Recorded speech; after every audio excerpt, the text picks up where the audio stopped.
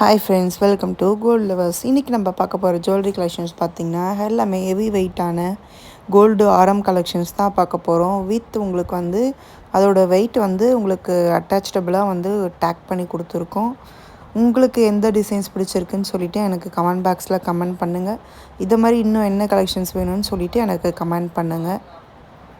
இன்றைக்கி கலெக்ஷன்ஸ் எப்படி இருக்குதுன்னு சொல்லிட்டு பார்த்துட்டு என்ஜாய் பண்ணுங்கள்.